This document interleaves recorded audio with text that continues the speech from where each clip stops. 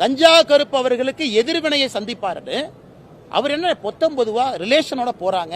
ஒருத்தவங்களுக்கு டாக்டரே இல்லை அதை சொல்றாங்க. அதையெல்லாம் மிரட்டக்கூடிய மாசு அவர்கள் இப்படி சொன்னா என்ன அர்த்தம்?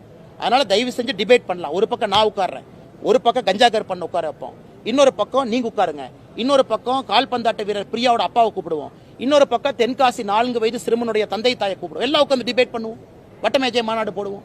அதுல தமிழ்நாட்டினுடைய அண்டவாளம் தண்டவாளம் சுகாதாரத்துறை எடுத்து வெளியே வைப்போம். தயாரானால் அவரோடு நேருக்கு நேர் நான் வாதிட தயாராக இருக்கிறேன். அண்ணன் மாசு அவர்கள் சொல்லட்டும். திருநெல்வேலியில ஒரு சிறுவன், தென்காசியை சார்ந்த ஒரு சிறுவனுக்கு செவிலியர் ஊசி போட்டு அந்த குழந்தை இறந்தாங்களா இல்லையா? ஆம். குழந்தை இறந்த பிறகு திருநெல்வேலியை சார்ந்த திமுக காரன் குழந்தையோட அப்பா அம்மாட்ட போய் நாங்க பணம் கொடுக்கிறோம் பெருசு பண்ணாதீங்கன்னு சொன்னது உண்மையா பொய்யா? சென்னையில முதலமைச்சருடைய சொந்த தொகுதியில ஃபுட்பாலர் அருமை சகோதரி பிரியா அவர்களுக்கு தப்பான ஆபரேஷன் பண்ணி உயிர் போச்சா இல்லையா? தமிழ்நாட்டில் செவிலியர்கள் எத்தனையோ இடத்துல ஆபரேஷன் பண்ணி மக்கள் இறந்திருக்காங்களா இல்லையா? இது விவாதம் பண்றதுக்கு என்ன? பத்திரிகையில நீங்கள் எழுதுறீங்களா? பத்திரிகையை நாங்க நம்புறோம். நாங்களும் கவர்மெண்ட் ஹாஸ்பிட்டல் போறோம். தெல்ல தெளிவாக எழுதிய பிறகு அண்ணன் மாசு அவர்கள் அண்ணா பல்கலைக்கழகம் இஷ்யூக்கு பிறகு வெளியே வராதவர், வாயே திறக்காதவர், அக்யூஸ்டோட ஏன் நான் போட்டோவில் இருந்தேன் அப்படின்னு இதுவரைக்கும் மாசு அண்ணன் பதில் சொல்லாதவர், இன்னைக்கு ஆக்ரோஷமா பேசுறதுக்கான காரணம் என்ன? அண்ணன் மாசு அவர்கள் நெஞ்சில கை வைத்து சொல்லட்டும். இல்ல தமிழ்நாட்டில் சுகாதாரம் என்பது உலக தரத்தில் இருக்கு கிடையாது. கஞ்சா கருப்பு அவங்க போய் சொல்றாங்க, எங்கயா டாக்டர் காணான், அதுக்கு என்ன சொல்றாங்க? ஒரு சுகாதாரத்துறை அமைச்சர் என்ன சொல்லணும்? ஆமா பெட்டிஷனை வாங்கிட்டேன், என்கொயரி பண்றேன், ஆக்ஷன் எடுக்கிறேன். இது பதில். கஞ்சா கருப்பு தொடர்ந்து இதே போல் பேசினால் எதிர்வினைகளை சந்திப்பாருன்னா மிரட்டி பாக்குறீங்களா?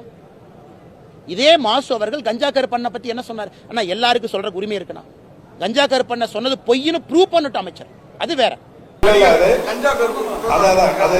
நீங்க பேரே ஒரு மாதிரியா சொல்றீங்க, அதனால நான் அந்த பேரை திரும்பி பத்திரிகையாளர்களிடத்துல சொல்லி வெறும் கருப்புன்னு ஒன்னா சொல்லலாம். இந்த பேருக்கு முன்னாடி எதனா ஒரு நல்ல அடையாளத்தை சொல்லலாம். நீங்க ஒரு வேற மாதிரி அடையாளம் சொல்லிருக்கீங்க, அதை நான் சொல்ல விரும்பல. அவர் மருத்துவமனைக்கு போய் அவருடைய மகனின் சிகிச்சை இஎன்டி ட்ரீட்மெண்ட்டுக்காக போயிருக்காரு. அப்ப டாக்டர்ஸ் எல்லாம் உள்ள இருந்திருக்காங்க. ஆனா அவர் பேட்டியில டாக்டருங்களே இல்லை இந்த ஆஸ்பத்திரியில, செத்து போன பணத்துக்கு ட்ரீட்மெண்ட் பண்றாங்கன்னு சொல்லி சினிமா வசனம் பேசுற மாதிரி பேசிட்டு வந்திருக்காரு. உடனடியா அந்த பொறுப்பை வகிக்கிற வணக்கத்திற்குரிய பெருநகர சென்னை மாநகராட்சியின் மேயர் அவர்கள் சமூக வலைதளத்தின் வாயிலா எத்தனை மருத்துவர்கள் அங்கு இருந்தாங்க, நேற்றைக்கு விடுமுறை நாளா இருந்தாலும் கூட எத்தனை மருத்துவர்கள் இருந்தாங்க, எத்தனை மருத்துவ பணியாட்கள் அங்கே பணியாற்றி கொண்டிருந்தார்கள் என்கின்ற செய்தியை சொல்லி இருக்கிறார்கள். இதோடு அந்த செய்திக்கு முட்டுப்புள்ளி வைக்கலாம் என்று கருதுகிறேன்.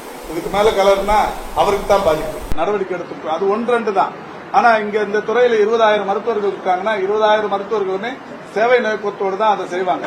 இது அரசு மருத்துவமனையில மட்டும் இல்ல, தனியார் மருத்துவமனையில் பணியாற்றுகிற 1,00,000க்கும் மேற்பட்ட மருத்துவர்களும் கூட சேவை நோக்கத்தோடு தான் பண்ணுவாங்க.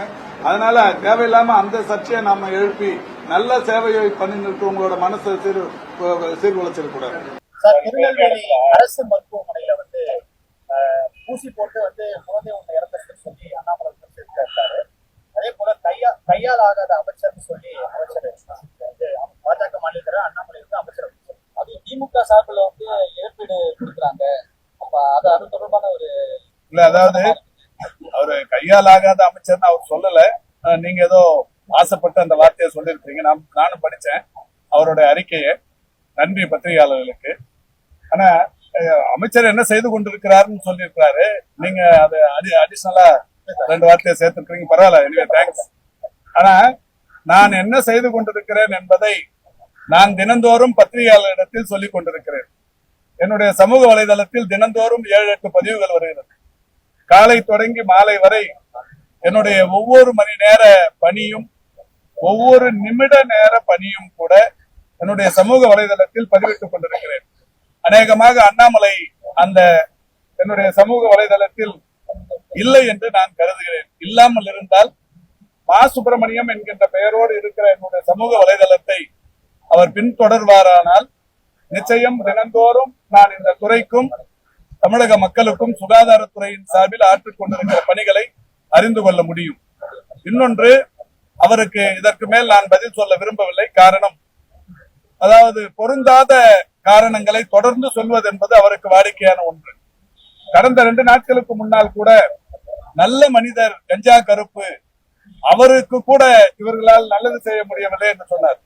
அதே கஞ்சா கருப்பு தான் நேற்றைக்கு ஒரு பொது நிகழ்ச்சியில் என்னிடத்தில் வருத்தம் தெரிவிக்க வந்து நான் தவறுதலாக சொன்ன விஷயத்திற்கு வருந்துகிறேன். இந்த அரசு மிக சிறப்பாக இந்த விஷயத்தை கையாண்டு கொண்டிருக்கிறது, என்னை மன்னிக்க வேண்டும் என்று பேசியிருக்கிறார். இதற்கு அண்ணாமலை என்ன சொல்ல போகிறார் தெரியவில்லை. வேண்டுமானால் கஞ்சா கருப்பை அழைத்து நீ ஏன் இந்த மாதிரி போய் பேசுங்கன்னு அவரையே கூட அவர் கேட்கலாம். இந்த அளவுக்கு தினந்தோறும் ஏதாவது ஒன்றை சொல்ல வேண்டும் என்பது அவருடைய விருப்பமாக இருக்கிறது. அதில் நான் தலையிட விரும்பவில்லை. ஆனால் இந்த துறையை பற்றி சொல்லும் போது அதாவது அரசு மருத்துவமனைகளில் மரணங்கள் எண்ணிக்கை அதிகரிக்கிறது என்று சொல்லுகிறார். பொதுவாகவே அரசு மருத்துவமனைகளில் மருத்துவ சேவை என்பது இன்றைக்கு உயர்ந்திருக்கிற காரணத்தினால்தான் ஒவ்வொரு மருத்துவமனையிலும் 2 மடங்கு 3 மடங்கு எண்ணிக்கை பொதுமக்களின் மருத்துவ சேவைக்காக வருகிறார்கள். அரசு மருத்துவமனை என்று வருகிற போது அவர் வெறும் தமிழக அரசின் மருத்துவமனை மட்டுமே சொல்வது பொருத்தமா என்று தெரியவில்லை. அப்படியானால் ஒன்றிய அரசு நடத்துகிற மருத்துவமனைகளில் எங்கேயும் இறப்பில்லாத நிலை இருக்கிறதா? எல்லோரையும் அவர்கள் மார்க்கண்டேயர்களாக வாழ வைக்கிறார்களா? மருத்துவத்திற்கு 90 வயது நிரம்பிய யாராவது ஒருவர் சிகிச்சைக்கு வந்தால் அந்த சிகிச்சைக்கு அரசு மருத்துவமனைகளுக்கு வருபவர்கள் பெரும்பகுதியானவர்கள் தனியார் மருத்துவமனைகளில் சிகிச்சைகள் ஃபெயிலியர் ஆனதற்கு பிறகு அரசு மருத்துவமனைகளுக்கு வருகிறார்கள். அங்கே 1-2 சிகிச்சைகள் பலன் இல்லாமல் இறப்பது என்பது இயற்கை நியதி. ஆனால் அரசு மருத்துவமனைகளில் இறப்புகள் அதிகமாக இருக்கிறது என்கின்ற ஒரு பொத்தாம் பொதுவான அந்த குற்றச்சாட்டை ஏற்கவே முடியாது. அவருக்கு நான் நேரடியாகவே பதில் சொல்ல கடமைப்பட்டிருக்கிறேன். எந்த மருத்துவமனையில் மருத்துவர்களின் அலட்சியத்தால் மருத்துவர்களின் பற்றாக்குறையால் இறப்புகள் ஏற்பட்டது என்பதை அவர் புள்ளி விவரங்களோடு தெரிவிக்க தயாரானால் அவரோடு நேருக்கு நேர் நான் வாதிட தயாராக இருக்கிறேன். இது மாதிரி தேவையற்ற வகையில் ஒரு அரசு நிர்வாகத்தை குறை கூறி யாருக்கோ லாபத்தை ஏற்படுத்துகிற முயற்சியில் அவர் ஈடுபட வேண்டாம் என்று கேட்டுக் கொள்கிறேன். அரசு மருத்துவ சேவை இன்றைக்கு மிகப்பெரிய அளவில் இன்றைக்கு வளர்ந்து பெரிய அளவிலான அந்த மருத்துவ சேவைக்கு வரவேற்பு இருக்கிறது மக்கள் மத்தியில். இதை குறைக்கிற வகையில் அந்த மருத்துவ சேவையின் தரத்தை இன்றைக்கு மக்களிடத்தில் குறைத்து மதிப்பிடுகிற வகையிலான அவருடைய இது போன்ற அறிக்கைகள் பெரிய அளவில் அரசு மருத்துவ நிர்வாகத்தை பாதிக்கும் என்பதை அவர் உணராமல் எப்படி சொல்லுகிறார் என்று எனக்கு புரியவில்லை.